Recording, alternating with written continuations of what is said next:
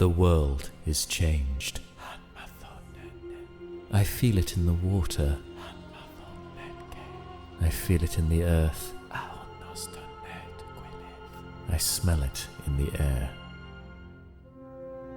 Much that once was is lost, for none now live who remember it.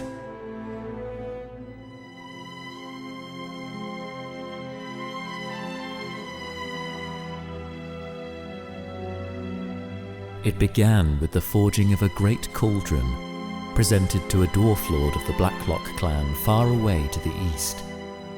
Its crafters, some of the most talented dwarven smiths of that age, infused this cauldron with vitality, granting vigour and long life to those that drank from it.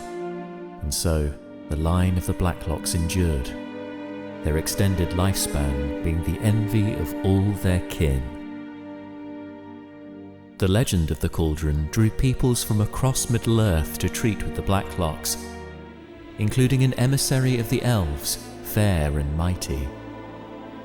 The Lord of Gifts, he called himself, and gave the Dwarf Lord an ornate ring, one of 7, granted to each of the greatest clans of dwarfkind. For within these rings was bound the strength and will to govern each clan. But they were all of them deceived, for another ring was made. In the land of Mordor, in the fires of Mount Doom, the Dark Lord Sauron forged in secret a master ring to control all others, and into this ring he poured his cruelty, his malice, and his will to dominate all life. One ring to rule them all. With each passing day, the rings of power worked to corrupt their wearers. But the stubbornness of dwarves meant they proved too hardy and strong of will to be ensnared completely. Instead, the now king of the Blacklocks developed an all-consuming lust for gold. Consumed by greed and paranoia, he delved ever deeper into his mines, cutting off his kingdom from all allies and sealing the doors of his treasure chamber so that only the Blacklock king may enter it. All too soon, the vast wealth of the Blacklocks attracted the attention of the most covetous of creatures, dragons from the northern wastes, who laid siege to the underground kingdom. With no allies to aid him, the desperate king abandoned his queen and prince, sealing himself in his treasure chamber as the rest of his people fled. When at last the kingdom was reclaimed, the treasure chamber opened for the prince. Though the treasure and cauldron remained untouched, the king and his ring had disappeared.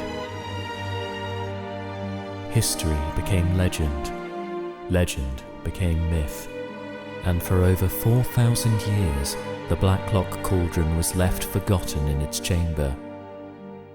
Until, when chance came, its powers were called upon once more. When Thror, king of Durin's folk, was murdered by orcs in the ancient kingdom of Khazad-dûm, his son, Thrain, and grandson, Thorin, summoned dwarf lords from across Middle-earth to avenge him. King Cairn of the Blacklocks answered the call to arms, bringing his army and cauldron with him, for he had heard much of its legend. But a darkness now lay upon it, and when it was finally unleashed, it no longer brought the blessing of vitality, but a curse of necromancy, raising the dead into an unnatural undeath. Though the dwarves would win the war, the cauldron, that should not have been forgotten, was lost, its fate unknown. If the Blacklock cauldron were ever found, whoever possessed it would have the power to resurrect an army of deathless warriors, bringing the world into shadow. But there is hope yet for Middle-earth. A hope that may be found in the most unlikely of places.